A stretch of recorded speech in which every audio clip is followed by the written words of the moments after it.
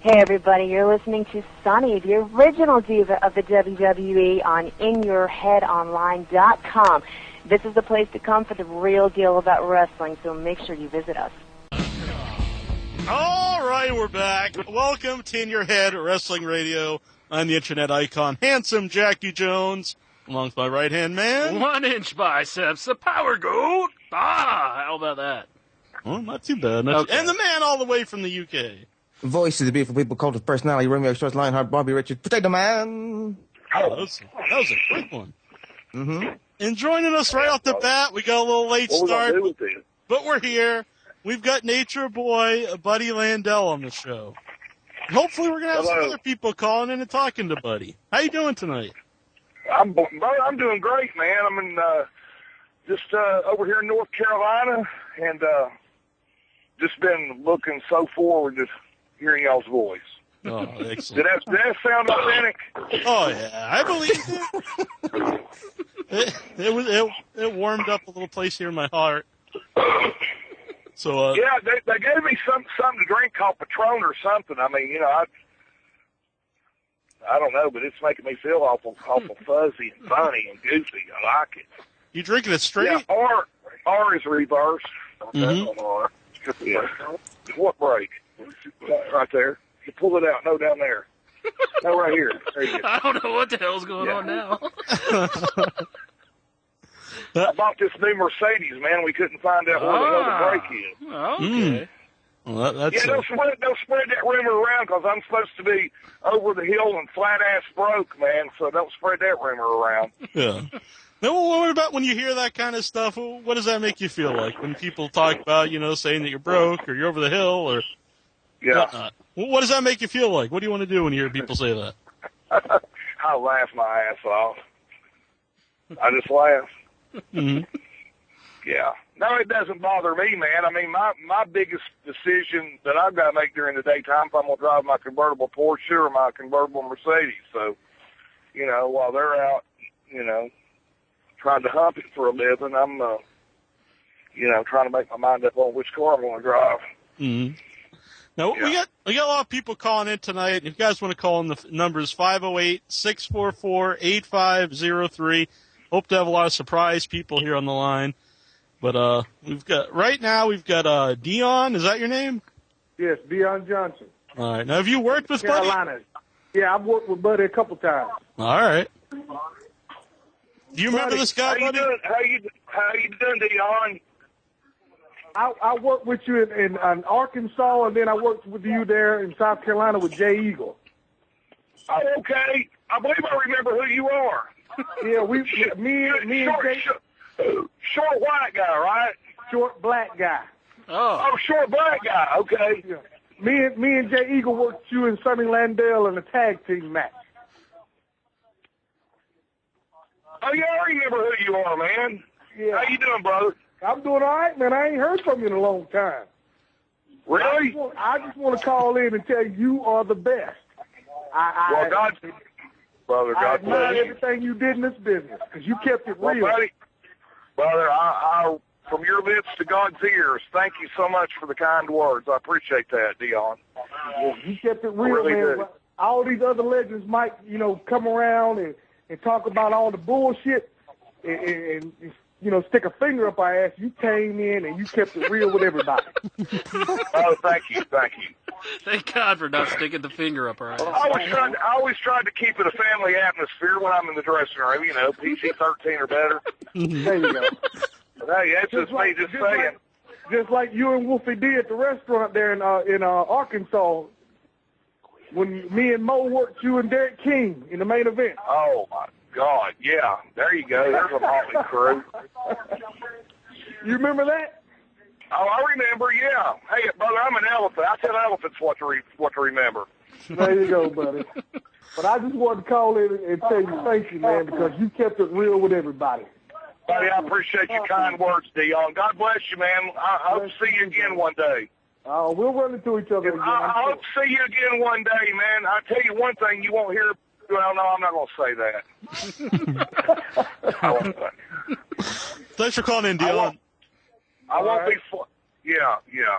I won't be flat out, you know, in a bowl of OxyContin. I tell you that. All right, we got. I think Pat Rose online. I think he's actually listening to the show in the background because I can cut. I love Pat Rose. Hey, Buddy Landel, what the heck you doing, brother? Pat, I'm gonna tell you something about Pat Rose. He's one of my favorite people in this whole world, Jack. I mean, this guy knows where the bodies are buried in my life. Let me tell you something. I was on drugs real bad, man. I didn't eat or sleep for about 2 weeks, man. And my wife calls Bill Dundee and is asking where I was going to be at. And Bill Dundee says, well, I can tell you where he's going to be at 2 o'clock today. Now, mind you, I ain't been home in 2 weeks. He said we're supposed to meet him at the Dodge store there at 2 Mile Mark, down there in Hendersonville, right? Mm-hmm. So Pat Rose had the prettiest long, you know, black hair, man, you know, down halfway down his back. And I just bought a brand new Lincoln Continental, and my wife pulled up, and Pat is in the car, and all my wife saw was somebody sitting in the car with this beautiful long black hair. Pat will tell you this, the God's honest truth. My wife jerked that car door open and grabbed 2 fistfuls of his hair and drug his ass out of that car and started wailing on him. And he was, and Pat Rose was going, Donnie, it's me, it's Pat Rose, it's me. And she said, that's the ugliest woman. My wife said, that was the ugliest woman with a mustache I ever seen in my life. That's a true story. That was a shoot, brother. That happened. That actually happened. We've done some stuff on the road, man, that we can't talk about on this show. We'll have to be in kayfabe then, brother. Hey, here's what I want to say. You got TNA bringing all these old timers back that basically don't mean nothing, and you know where I'm going, buddy. They need the Nature Boy for one more run. How about it, buddy? You know, I don't mean to wear this cliche out, but Pat, from your lips to God's ears, I'm actually working out right now, really hard, man. And I've been in contact with Terry Taylor, and I'm really, you know, I don't want to embarrass myself, but if I think that I look the part, at the end of the day, all I got to do is look better than a 61-year-old man, okay? I heard that, buddy. All I got to do is look better than Ric Flair, so how hard's that going to be? What a heel. Hey, tell us how you really feel. Hey, there's one difference between me and Ric Flair. I spit and he swallows. That's the only difference. Hey, I'm going to get off here and listen to you, brother. I love you, buddy. I love you, brother. I got a question for Buddy Landel. All right. Well, thanks for calling. Wait a minute. Pat, keep your fist and wrist out of it. I heard that, buddy. See you, man. I love you, Pat. All right. Pat Rose is actually one of the only about less than probably 3 people in this whole world's got my actual home phone number. Pat's one of my best buddies in the whole world, man. He's a good friend and always has been, and God bless you, Pat. I love you more than anything. Take care of that boy of yours, brother. All right, you know what? Mm-hmm. The sonbitch won't invite me out on his boat, man. I can't figure that out. Why not? We'll have to, I don't know. We'll talk some sense into the man. He won't invite me on his boat. I don't know what it is. He's a pro bass fisherman, making endorsements, got his own radio and TV show and all that. He's a regular Roland Martin, and he won't invite me. I don't know, something about hygiene or something. I can't figure it out. Anyway, I digress. Go ahead. All right. We got Chris Hamrick on the line. Hey, Buddy Landel. Chris. How are you, sir? I got a question for you. Well, how's that beautiful little girl of yours, man? You still taking care of her? She's awesome. Hey, Chris, do me a favor, okay? I don't want to get into it on the thing here. You take care of yourself, and you know what I'm talking about. I know what you're talking about. Stick around with me a few years, brother. Your daughter needs you, and so do I. I appreciate that. And so do we. We're always big fans of Chris Hamrick here on In Your Head. I'm a big mark for Chris Hamrick. I'm one of his biggest fans, and Chris, when I very first met him, he was a big Buddy Landel fan, man, and he came up and he had He had every newspaper clipping. I mean, it went back to the Garden of Eden with Buddy Landel, and he gave that to me as a gift, and I'll never forget that, man. He's just as kind as he. I love Chris Hamrick. He's like my son. Mm-hmm. We had Chris on before, and he was on, I think, over 2 hours. That was a hell of an interview. Mm-hmm. Once you get me started, I can't stop. So what was your question for Buddy? Who's your favorite wrestler, and why am I? Well, I think was that rhetorical? That's rhetorical. I think you just answered your own question. I'll tell y'all a funny story. Chris, I love your high-handed hubris, and that was a very cogent statement, but it's not germane to the topic. Did you get any of that? Yeah, spell that three times. Feel free to use it. Feel free to use it. So what was your funny story here with Buddy? Me and my cousin worked against Buddy, and I can't remember who it was on some show. And I'd seen Buddy in Global, and he did the thing to where they backed into the corner, and the referee got between them. He reached up and slapped his hands, and that like the guy hit him. And I actually did that in the match, and Buddy's like, "Hey, man, I'm standing right here. I'm standing right here. You're going to do it right here in front of me." So I thought that was pretty funny. Remember that, Buddy? Yeah. I do remember that. Yeah, that's. I don't know where I came up with that at. I don't even think anybody can lay claim to anything, original in the wrestling business that hadn't already been done. But there was a few things that I like to think that I originated. Like the corkscrew elbow that The Rock ripped me off of. But other than that, I don't know if I made that up or saw somebody do it and tweaked it to my own. Yeah. Hey,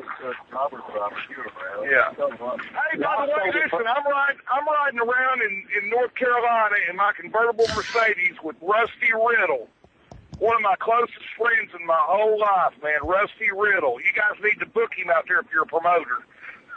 Cool. Hung like a field mouse. Now, have you guys ever worked a match together, Chris and Buddy? I'm the biggest guy in the card because you and Hamrick. Now go back to what you said. Oh yeah, Chris and I just worked a benefit here probably about 6 months ago over in North Carolina. Oh, okay.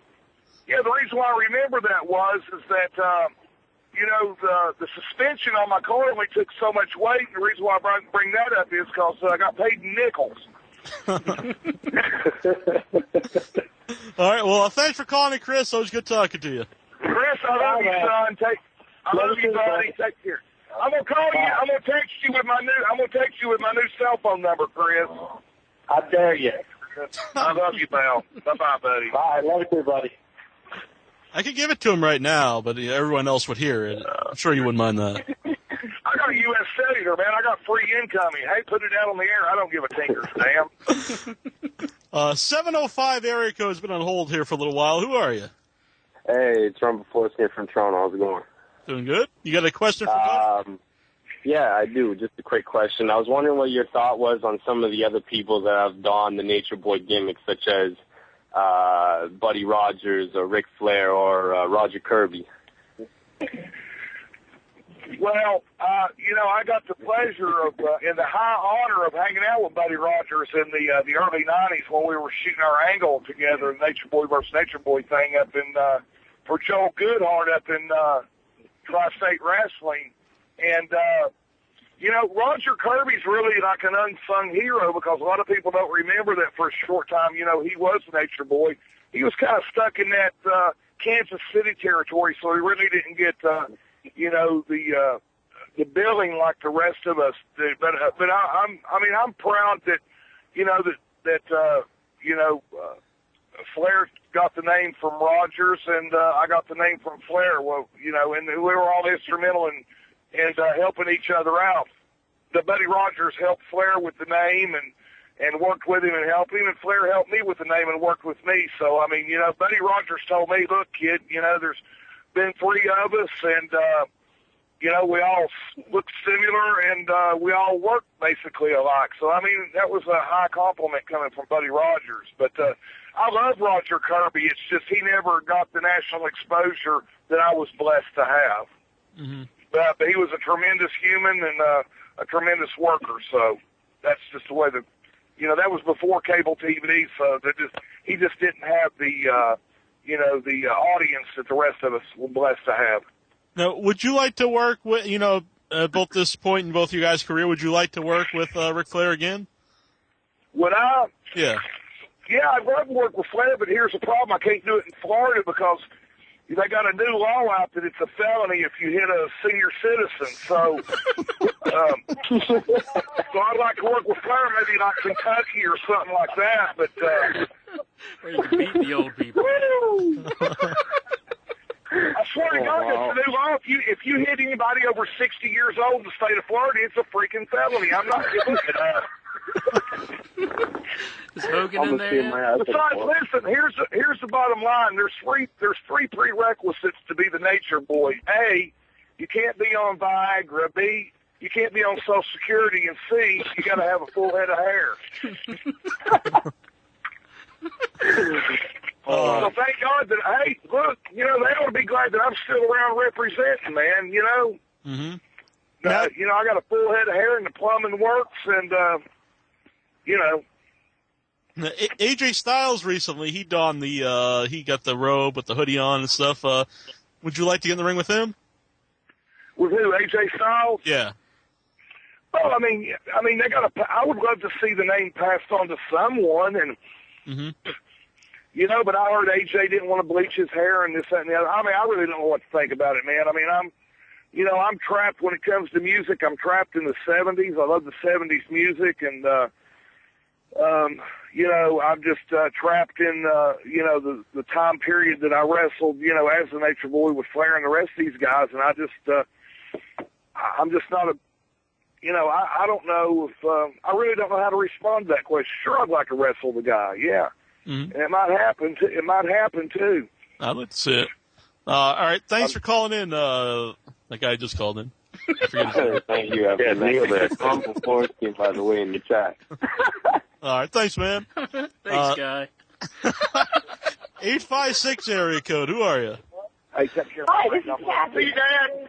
Love you, man. Take care. Oh, How many people on the phone? a few people. Quite a few. Yeah, just anybody who called in, just wait a second. We'll get right to you. I believe this was Kathy. Yep. All right, Kathy, do you have a question for Buddy? Well, I'm an old friend of Buddy's. Okay. Oh my Lord, let me tell you who this is. This is my friend Kathy from up in New Jersey, which I love with all my heart. Oh, okay. Ooh. Well, I met Buddy many years ago when he did come in for TWA the first time. Mm-hmm. And then when he came in for Tri-State Wrestling Alliance back in October. Let me tell you, the man has not changed. He's still a great guy, a great worker. You know, the hands of time have all touched all of us, but he'll never change. He's a super, super man, and I still love to watch him wrestle. Oh, Kathy, that's so sweet, honey. Thank you so much. Hey, you just saw me recently, too. I haven't aged at all. I have no wrinkles. I'm going to keep the sip on that, okay? Yeah, well, what I should have said was, you know, Kathy's a good-looking woman. Instead of saying no wrinkles, she took the wrinkles out of it. How's that sound? Could you clarify that I ironed your shirt because you didn't know how to iron a shirt? You did iron my shirt, yes. I know, did, that's yes. what I said. Clarify what I did. That's like the Poseidon Adventure, Maureen McGovern singing, "There's got to be a morning after." That was the morning after when you was ironing my shirt, right, Kathy? You need to stop, buddy, really. Kathy, guys, you know that I love when you guys have people calling in. You had Mikey Whipwreck a couple weeks ago. Yep. That was good times, yeah.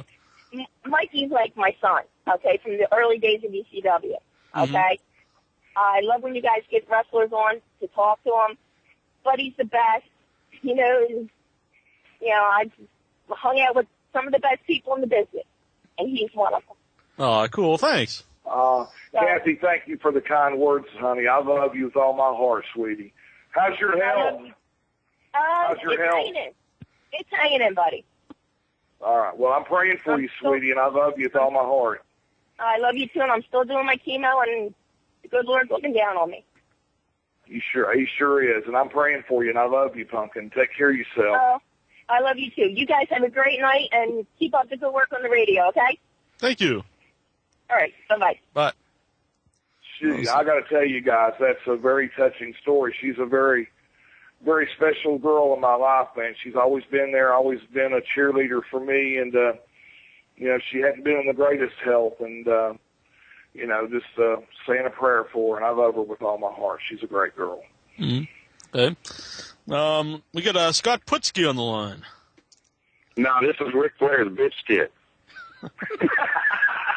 Hey, this is my main man right here.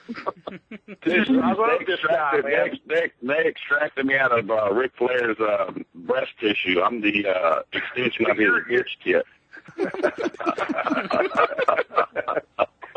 Or you can call me a man boob. Genetically handicapped. Hey, exactly. Did you get my text? Did you get my text today, brother? No, I didn't. You're old. I dare you to call somebody back. I mean, every time I get your text, I text you or call you back. Hey, I was watching Lou Holtz this morning on the Today Show, man, and they put TCU, man, at like number 5 or 6, something like number that. 6. For this year. Yeah, they got them ranked for number 6. Okay. Yeah. You know who I thought about right off the bat, man, when they said TCU number 6, right? You talking about Ric Flair's bitch tit. Hey, say what you mean, man. Quit holding it back, Scott. You're the real nature boy. That's what I'm trying to say. Well, that's what his old lady used to tell me, man. See, guys used to wonder why I missed shows. They used to wonder why I no showed shows, man. Well, God, somebody had to service their old lady's units, man. I mean, you know. Exactly. You know, they gave me a 350-day-a-year schedule, man. I decided I wasn't doing that. I had to cut that bitch down to 275. In the meantime, you know, I'm cauliflowering the lips on this one, that one, and the other one. But you know, some marriages survived and some didn't. Exactly. You know? Hey, everything happens for a reason. I think I went through that 4 horseman garden 4 good times. Anyway, I digress. Go ahead. I'm talking about there's some kids walking the face of this earth. There might need to be some blood tests going on. That's all I'm saying. I'll leave it alone, okay? So what are we doing here? Go ahead. Scott, I love you, Scott. I love you, brother. How's your dad doing? Dad doing good? Yeah, he's still kicking, working out 5 days a week, staying in shape. You know, he's going to always do that. He's going to outlive the cockroaches when the world comes to an end, man. That man is going to, you know, he'll still be pumping and lifting when the cockroaches are roaming the earth, man. Well, I got to tell you something. I see you got your son's he's gorgeous, man. I got to tell you, you got another generation coming up, man. He's got some big shoes to fill, but it looks like he can do it. Do me a favor, Scott. Call me tomorrow, man. I got to talk to you about a few things. Yeah, I got you. I'll call you in the morning, buddy. How's everything going up there? Love you, brother, man. I just want to call in and let you people know that, buddy. Let me just say something. You know, I've been in this business since I was a little kid, and I've seen them come and go, man. And, you know, I can honestly say I call people like Bruiser Brody, Superstar Billy Graham, Wahoo McDaniel, Bruno Sammartino, Andre the Giant, Jimmy Snuka, Don Morocco, you know, the list goes on and on. Sergeant Slaughter, you know, on down to the new guys. I can honestly say that they're, I know all these guys. I grew up around them, and I call them friends. But I can honestly tell you, with a straight face and sometimes my fingers crossed, that Buddy Landel is one of the most stand-up guys, if not the most stand-up guys I know in this business, not only in this business, but, you know, since I've been around. And there's not many people like Buddy in this world, man. You know, an honest to goodness, you know, in your face, going to tell you what he feels. Most of the guys will cut your back, you know, stab you in the back and talk bad about you to get you down. Buddy's going to pump you up. If you got what it takes, Buddy's going to tell you got what it takes. If you're full of shit, Buddy's going to tell you you're full of shit. But, you know, all in all, Buddy's a stand-up guy, and he's number one in my book. Scott, I love you, buddy. I love you with all my heart. Thank you so much for the kind words, man. I love you guys, but just, and hey, man, good luck with whatever you got going on, and hopefully we'll see Buddy on TV here pretty soon because he's in shape. Next to me, he's the next best built man in the universe. Scott, I love you, buddy. Hey, Scott, give your family my best, my friend. I will, buddy. You too, man. Love you guys. Bye. I love you too, buddy. Bye-bye. Thanks for calling in, Scott. Buddy, that was, man, what a ringing endorsement, man, for somebody that I hold closely to my heart, man. Scott Putski's this, man, this guy's, what you see is what you get. I mean, this guy just had a good mom and dad, and they raised a good son, and Scott's, you know, doing the same thing, passing the legacy on. He's just a wonderful, wonderful human being. I'm proud to call him a friend. I love you, Scott, so much. Cool. Now, there's some people wanting to call in tonight, but they wouldn't be around, but they wanted me to say hello, and that was Greg the Hammer Valentine. Okay. And Tracy Smothers. Right. He said he wanted to send you love. You got any good stories, you and Tracy Smothers? I mean, Lord have mercy, Tracy.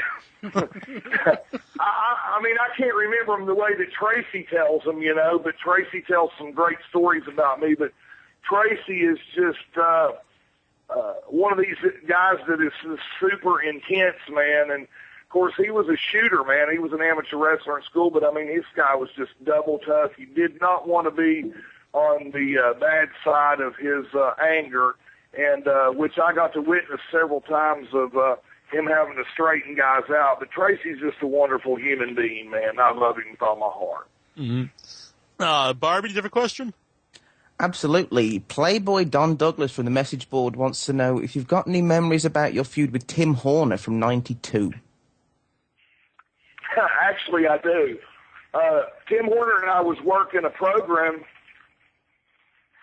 Anyway, when Jimmy Cornette first opened Smoky Mountain Wrestling, you know, I came in there, and it's me, Paul Orndorff, Brian Lee, just a bunch of us.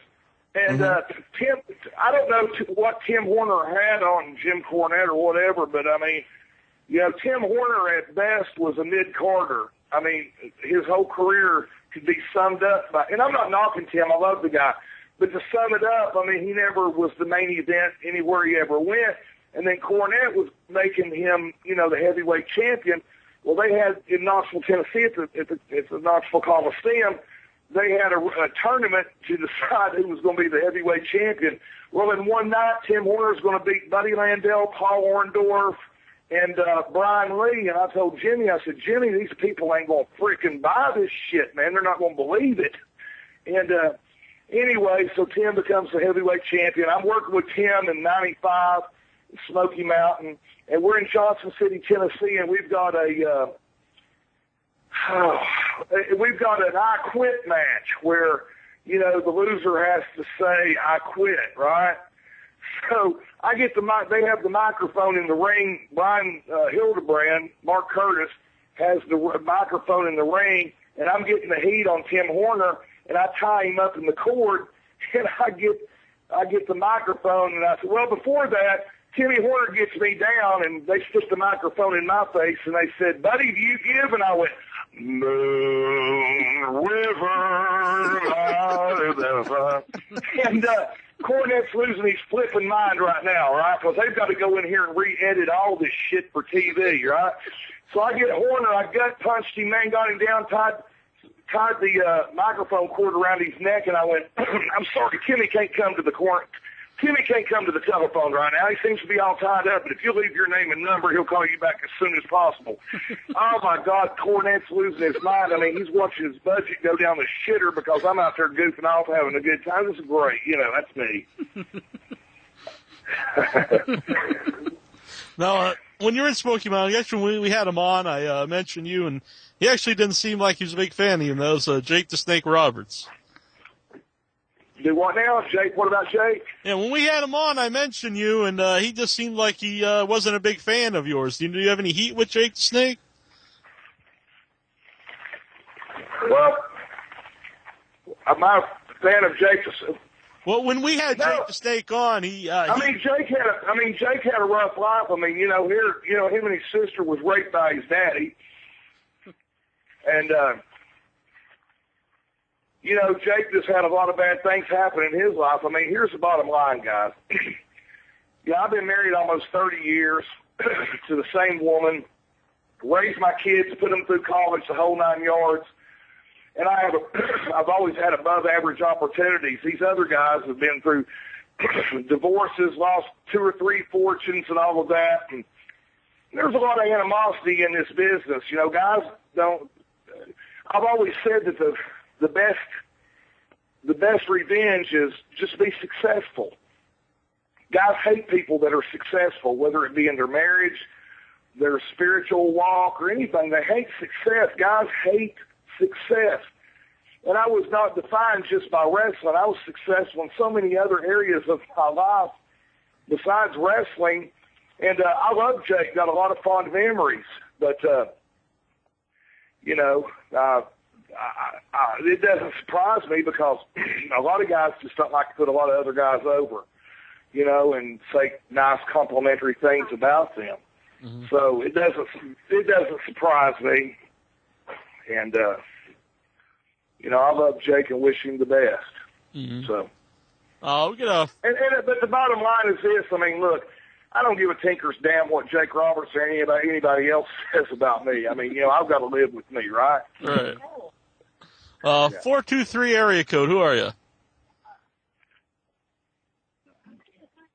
423. Speak now. Don't be scared. Buddy Landel's not going to hurt you. No, I think you scared him off. Well, we got a couple people. We got a couple recorded comments here. We're going to get to them. Here's the first one. See if you know who it is. So, Buddy Landel, Nature Boy. Buddy Landel without the woo, actually. But Buddy Landel is getting up there in age, and a lot of people are mistaking him for other things. Just yesterday, the garbage truck was taking the garbage, and he rolled out of bed. He hadn't gotten the garbage ready yet, and he started running after the trash truck, and he yelled out, "Guys, am I too late for the garbage?" And they said, "No, buddy, jump in." Oh, okay. Buddy Landel, by the way, after that whole thing about the garbage, I do want to let you know that I love you, but don't get too excited because it's in a guy way. Hi. That would be my friend Bill Apter. Exactly. I love Bill. Bill and I go way back. He's a very, very kind guy, man. I mean, he wouldn't pull no punches. He would tell you exactly how he felt about you, and I hold him in high regard. I love you, Bill Apter. Now, back in the 80s and stuff, did all the guys, like him? He's been making a magazine about wrestling. Was there anybody who, we don't want this guy around, or was everybody cool with him? No, everybody was. I've never heard one person. I've never, as God is my eternal judge, I've never heard one of the boys ever say anything about Bill Apter. Never, ever. I mean, he's just, he was pro-business, man. Where Meltzer, he wanted to come in and be, and stooge everything off and be the smartest guy, and he had the inside scoops and all that. Bill Apter treated us with kid gloves, man. I mean, this guy he was one of the boys. That's the highest compliment that I could pay Bill Apter is he was one of the boys and still is. Mm-hmm. He was very, very much respected. Yeah. And like a lot of wrestling fans my age, I grew up reading the Apter mags. Everyone loved him. I still have a million of them left over. And you said about Meltzer, what did you think of Meltzer at the time? I mean, he killed our business, brother. He single-handedly ruined pro wrestling. That's all I got to say about that. Yeah. He single-handedly killed pro wrestling. On a personal level, I mean, I don't have anything against the guy. I love the guy, man. He's always been, nice to me. I mean, when I screwed up, he wrote about it, and when I did something great, he wrote about it. But I wouldn't say that he was a journalist. I would say he was, let's just leave that alone. In my opinion, he's not. Comparing him to Bill Apter being the consummate professional, Dave Meltzer was not he was not a journalist. Yeah. And in my opinion, and a lot of the other guys, he single-handedly ruined wrestling. Why would you think guys would tell him stuff? Do you think he paid them, or they just wanted to maybe put him over? I think guys, it has to do with when you broke into business, who you were trained by, and the respect level that you had for yourself and the business. Mm-hmm. That's all. I mean, I was broke in by Professor Malenko, was a Savage, Ronnie Garvin, Rube Orton Jr., all of these guys. I mean, brother, they would have, there's just, and that's what I was broke in with. I mean, there was absolutely no way that I would have ever broke kayfabe, ever. Mm-hmm. I mean, to the point where these guys, they didn't even smarten their family up, man. Mm-hmm. Yeah, it's not like it. It's not like it's today. Their whole family up. Right. Dave Meltzer was all about how many magazines he could sell and to make the optimal dollar for his, his back pocket. And I'm not knocking the guy. I'm just saying that, And other guys love to talk about other guys. They love to give the dirty dirt out and, all the cheese trash and all of that stuff. So, Dave Meltzer didn't do it by himself. He had a bunch of losers in the dressing room feeding him information, up into including promoters. So, how helpful was it to be in the in an Apter magazine, like the Pro Wrestling Illustrated? Like, if you had a big article in there, would that help you? Like, maybe if you went to another area, people didn't know you, they read about you in the magazine? Oh, absolutely. Absolutely, man. Yeah. If you were in a magazine with Apter, man, he was putting you over. That was definitely,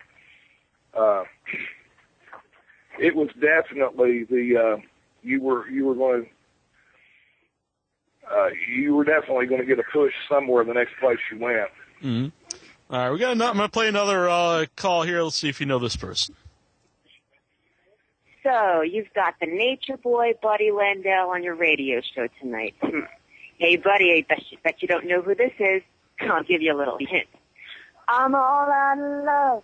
I'm so lost without you. I know you were right. Believing for so long. Oh, my God, I cannot believe I just sang on the radio. What's up, buddy? It's me, the original diva of the WWE, Sonny. Or as you more lovingly know me, Tammy Fitch from Smoky Mountain Wrestling. Let me tell you, everybody, Buddy, Chris Candido, and I, and even Tom Pritchard, we used to have some hell of a ride going around the Smoky Mountain area through Kentucky and Tennessee and Georgia and, Arkansas, Missouri, wherever we went. And, we got past these 6-hour, car rides by singing Air Supply. And it was funny because, Buddy, with his lovely singing voice, would always sing like the high voice. Since I have a lower voice than Buddy, would always sing the low voice. And, since Chris couldn't really sing, he was the ooh and the ah guy. So, the three of us, we made a pretty good team singing the Air Supply songs. But you know what, Buddy? I love you and I miss you. I wish I saw you more often. And, have a good show, guys. I want to hear a song. Sing it. That was my lovely friend Tammy Sonny. Mm-hmm. And, she's the greatest, man. She was, one time she was the most downloaded woman on the internet, man. Mm-hmm. And she just holds a special place in my heart, man. She's a really great girl, man. And after Chris's death, I was really worried about her, but she really rebounded, and that just goes to her integrity and her fortitude to, press on with life, which Chris would want me and her and all of his friends to do. But she's a wonderful girl, man. I got to tell you, just to know her a personal level, she's just, they don't come any better than her. She's just a fine human being. Mm-hmm. Do you have any memories of wrestling with Chris Candido? Or even traveling with Chris Candido?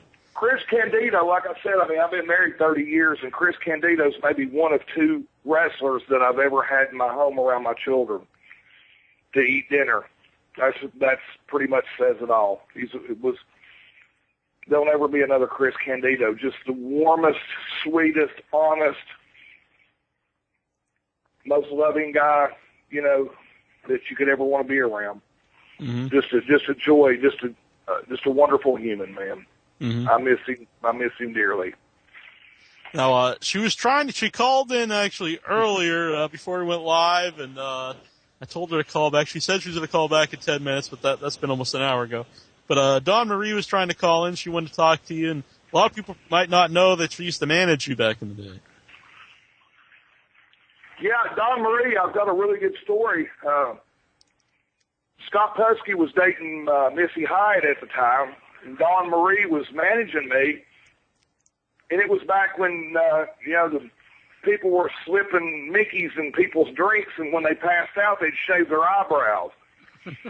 Well, I'd walked into a bar, and Dawn was very sleepy, and I knew exactly what was going on. And Missy Hyatt, to this day, is still pissed at me because I picked Dawn Marie up, and I picked her up and carried her to my room and put her to bed because they were going to shave her head and her eyebrows that night. I don't think Scott was really going to do it, but Missy hated her guts because she was just violently jealous of Dawn Marie. I mean, look at Dawn Marie. She's just, oh my God, she's just unbelievably beautiful and inside and out. And I've got 1,000 memories of Dawn Marie, but that's where we really got our bond at, you know, me saving her hair and her eyebrows that night. So, did you have a question, Incher? Yeah, I have a question from the message board. Johnny Moxie, he wants to know what are his thoughts on WWF during the mid-90s, excuse me, sorry. Where's what now? Your run in the mid-90s in WWF. He wants to know what your feelings are on it. About my run? Mm-hmm. Yeah, in the WWF. When we were smoking out and Cornette was shutting it down, I'll never forget, he took me in Chilhowie, Virginia into the shower, and he told me, he said, look, I'm closing this down. I'm taking, you and I are going to the WWE, and that's it. Don't say nothing to nobody because that's all I'm taking. And I went up there, and, the 4 days I was up there, I had great matches and the whole 9 yards. I just wrestled Bret Hart for the world title on TV and slipped and fell. As I was actually riding with Tom Pritchard, Chris Candido, and Sonny, and slipped and fell and tore my knee out, ruptured my quad, and so that was my 90s run in the WWE. It's just one of those, if life couldn't get any worse or career-wise, I mean, it's just I could reach into a barrel of women and pull a man out at that point in time in my life. So. Anyway. Yeah. You talked about being managed by Dawn Marie, and everybody knows you're managed by J.J. Dillon. Did you prefer to be managed by a man or a woman at your ringside? It really didn't matter. Dawn Marie was actually a great student. I mean, she caught on to the game very quickly, got a lot of heat. She listened. She would ask questions, and I mean, she loved being a student of the business, and she wanted to learn everything about the business, and that's why she succeeded. She was just very humble, and she was just wanted to be a student, and that she was, and she. But anyway, to answer your question, it didn't really matter to me. JJ had 30 years experience, probably 30-something years experience by the time, or 25 years experience by the time him and I got together, so he was a seasoned veteran. But, it's kind of a toss-up. I mean, it was all good. I don't have any bad memories of either of them. Yeah. Now, you're a good talker, a great promo guy. Did you think you needed a manager, or do you think they served a purpose? What was the reason you put with the manager? When I was coming in, JJ was, and still is, such a tremendous talker. And he knew how they had him there because sometimes they wouldn't get us in there, and they would open a new market, and it was time for me and JJ to come and do a promo, and they'd say, okay, you got a 20-minute generic promo for Bumpkin, Nebraska, whatever. And you'd have to sit out there and talk for 20 minutes, and I mean, JJ was just very good at talking. Mm-hmm. JJ was just fantastic, man. He was a gap filler, you know. Now, one guy that we've had on a lot, and we really like him, and some of our other guests either like him or they really dislike him. But what's your thoughts on the Raging Bull, Manny Fernandez? Love the guy. Yeah, one of my favorites. You know, Manny's a great guy. I mean, he calls it just like he sees it, man. Especially, getting, in these years that he's in right now. I mean, he's retrospectively, looks back and. I mean, seeing in hindsight 20/20 vision, I mean, he just really just lays it on the line. And if Manny's got something to say, personally, I would listen to him. I just watched him and Ricky Morton do an interview the other day, and, and it really gives you, pause to think about what he's really saying. And I just hold him in high regard. Mm-hmm. Now, we had him on. He was a great worker. Mm-hmm. And just as tough as nails, man. Mm-hmm. I mean, when you got in the ring with Manny, you knew that you were going to work that night. Yeah. You wasn't going to be in no rest hold or anything else. I mean, you were going out there and kicking it and getting it. Mm-hmm. We get Gene on the line. Hey. Gene, do you have a question for Buddy? How you doing, Gene? Hey, what's up, buddy? Some of my favorite matches were you with Sting, and you had a match in WWE with Triple H, but in between all that, like I said, my favorite matches were you and Sting. How was it like working with Sting in his early days? Like pulling teeth with pliers. And I don't mean that in a bad way. Listen, I don't mean that in a bad way because me,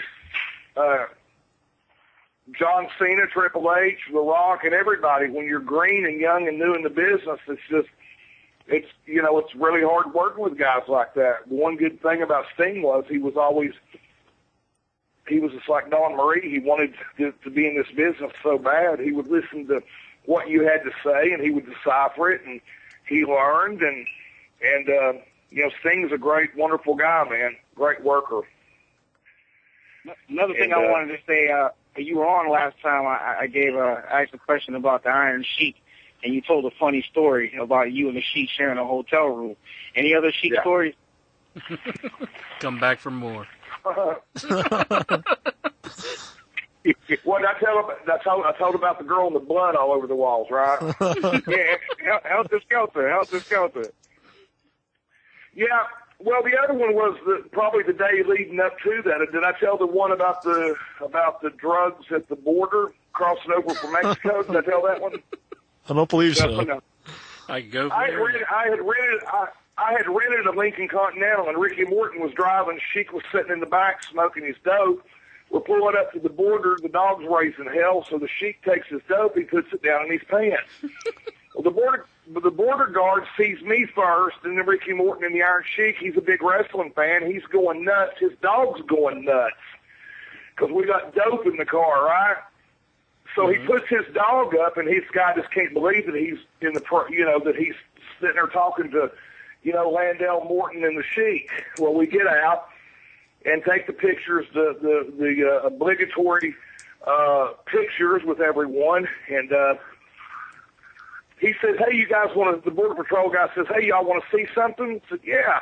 He said, "I just busted a bunch of Mexicans," and he had like 3 suitcases full of marijuana in there, right? So we went in there. He showed it to us. He takes a knife out, and it's in cellophane, vacuum wrapped. He sticks the knife in, pulls it back, and you could hear the marijuana breathe as the big bud as big as my arm sticks up out of it. The Sheik's eyes light up, and the Sheik says, "Oh, I can't believe it. Maybe Jabroni Crossing Guard give Sheiky Poo a sample of American marijuana. And the guy looks at me and Ricky like he's waiting for the humorous line to be delivered, right? So Sheik was shooting, he wants a sample of the pot, right? And when he figures out that the Sheik is sick,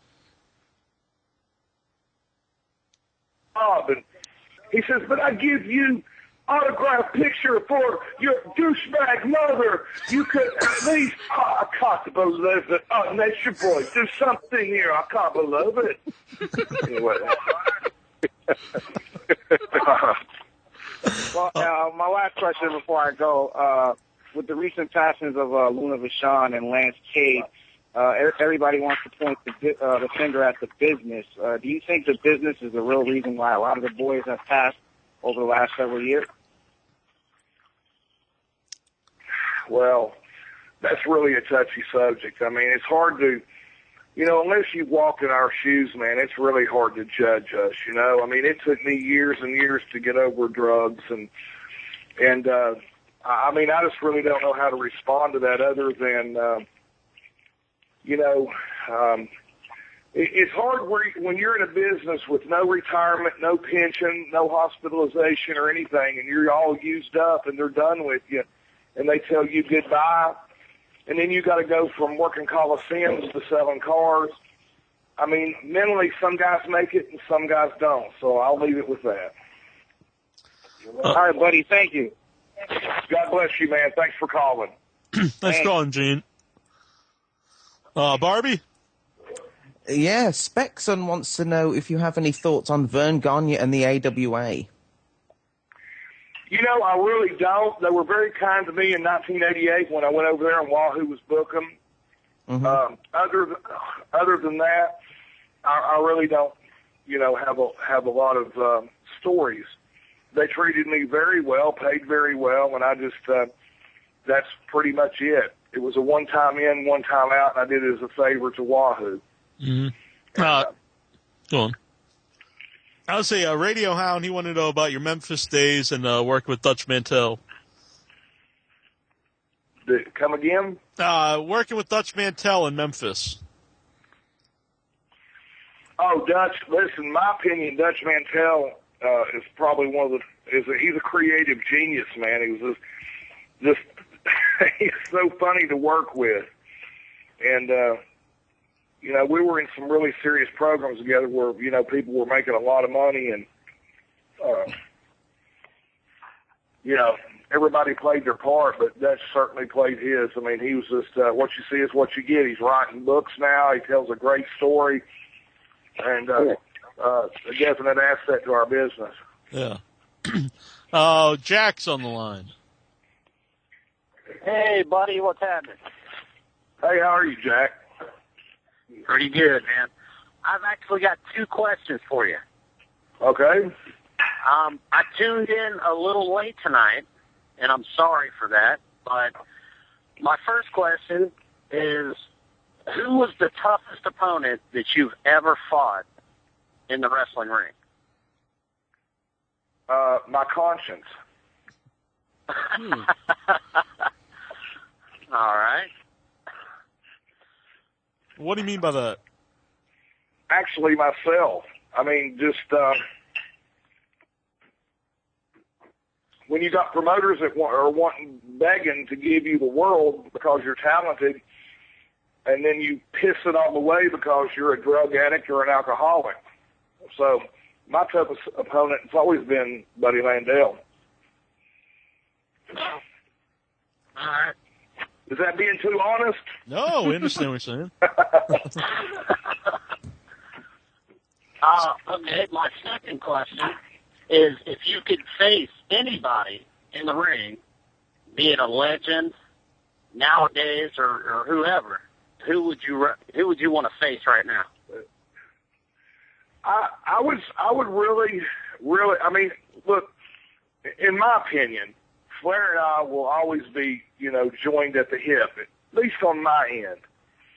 I mean, he had, much more quality talent to work with than I did. He got to work with the best of the best, and I did too. But Flair and I, in my opinion, will always be tied at the hip. He's still in the business. I'm getting back in, so, let's see what happens. Well, all right. I appreciate it, and thank you for calling in, my friend. God bless you. Hey, God bless you too, buddy.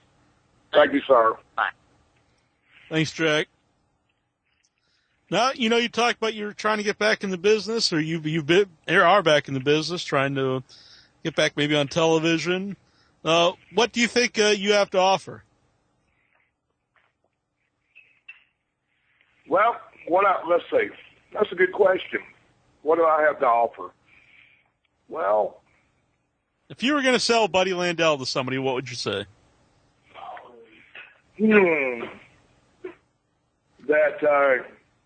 Somebody that's substance-free, that's, 10 to 15 years younger than some guys that are still in the business on top making an ass load of money. Mm-hmm.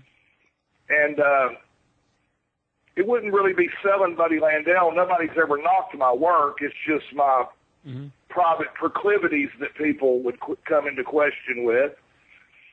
So I would just say, since my work has never been a question and my personal life has been, why don't we just,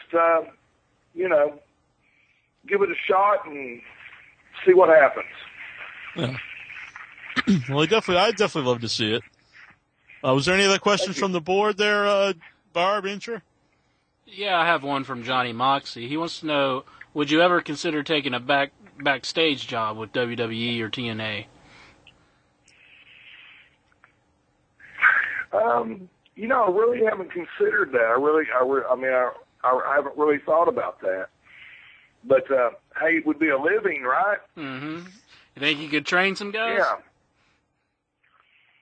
I would love to train guys. The only thing is, would my type of, my style, would it be what they would be, wanting to see? I mean, because I can't, God knows I'm not going to be able to teach a guy how to do a 3.5, gainer off the top rope. So yeah. If they want to see the old school, the old school stuff, I mean, I could teach them that. And as far as the promos go, I don't, not to brag, but I really never took a back seat to anybody on that. So, I would say they would want me for more teaching my promo and my timing more than actually my work, probably.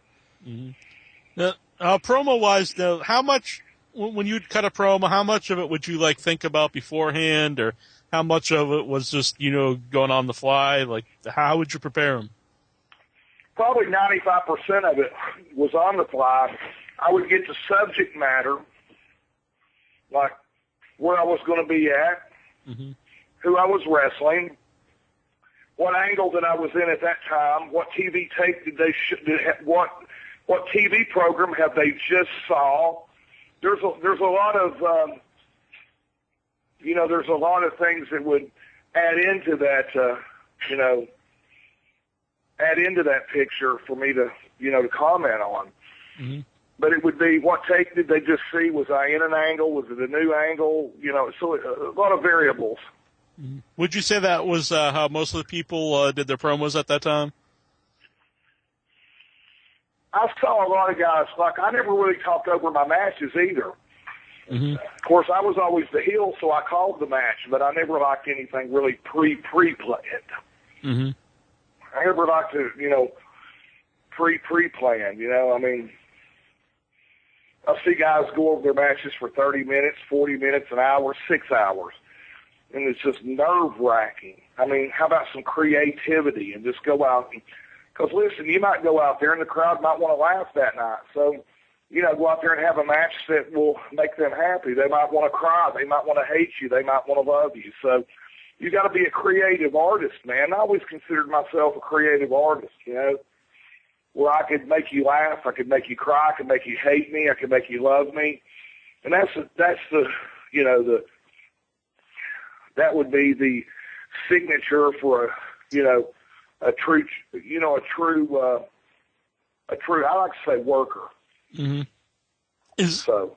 Now, was there any style you preferred, or is that actually kind of what you like to do, to be able to mix it up and go? I like the southern style. I really like, And I found when I went up north that they really liked the Southern style. I was never, into the whips and chains and the barbed wire and all that, although I've done that a few times. But, I asked myself, why?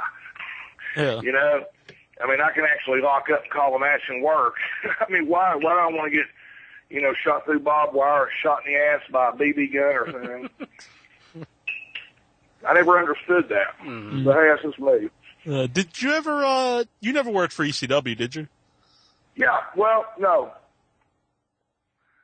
I worked with the precursor for ECW, which was Tri-State with Joe Goodhart, and then Todd Gordon bought it out. So, same guy, same crew, same town, same everything. It was just a different name. So I say no, but yes. Yeah. Did when Paul Heyman was there, did he ever try to bring you in? No. Yeah, seemed like maybe you'd be a guy that he would have liked to have in there. I'm kind of surprised. Would you have liked to work there? I know you wouldn't do you were saying the crazy hardcore stuff, but there was other stuff besides that there.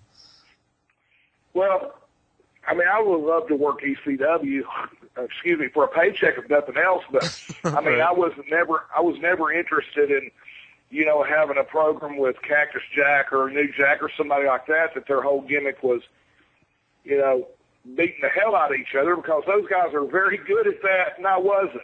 Right. They wear that well and make that look good. Buddy Landel didn't. Although the fans in Philadelphia treated me like $1 million, where they would boo a Tully Blanchard or a Magnum, they treated me like $1 million and always loved me, which I was very grateful and still are. But, I just wasn't interested in the street side stuff every night, because I was actually a worker and could work. Mm-hmm. Somebody in the chat room wanted to know if you had any stories about Eddie Gilbert.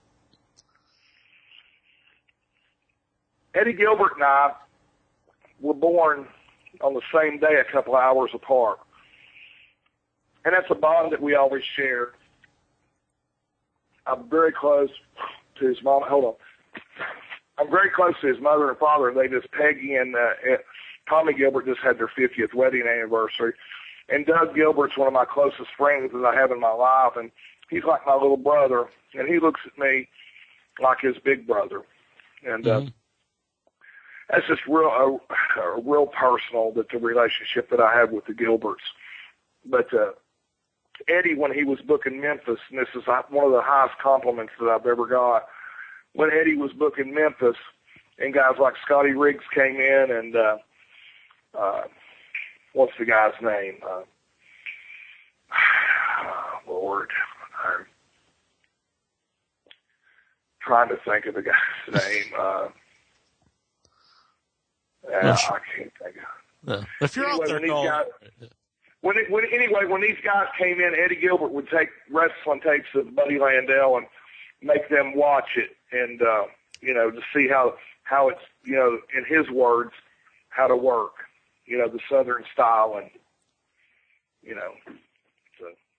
Mm-hmm. I love Eddie and his whole family. Eddie was probably one of the smartest guys I've ever met in my business, just business-wise, calling finishes and angles and stuff like that. Just underrated and underappreciated. Yeah. Now, we were calling this the roast of Buddy Landel. People called in with different memories, stories of you. Now, if you were to call in and tell a story about yourself, or say, memory of yourself, what would you have said? Lord, Jack, I don't know, buddy. A guy that lived his life that was, always had above average opportunities, that was around incredibly talented people, and in an incredibly tough business, trying to make logic out of an illogical situation, and got sidetracked in many ways, and wound up staying alive and coming out on the other end pretty well. Well, we're glad you're still with us. We hope you're here for a long time. from your lips to God's ears, huh? Yeah. You hear a lot of horror stories about promoters. Who do you think was the best promoter you ever worked for? Well, you have great paying promoters. You have shitty paying promoters. You have hardcore promoters. You have different. I mean, define that question. Paul Bosch was the best payoff man in Houston ever. Bill Watts was the toughest promoter, but had the biggest heart. Jerry Jarrett was probably one of the smartest promoters. Jim Crockett was a jack-off. And Eddie Graham was a brilliant genius. And, so there's just a few. What is it about the wrestling business that made you stay in it so long?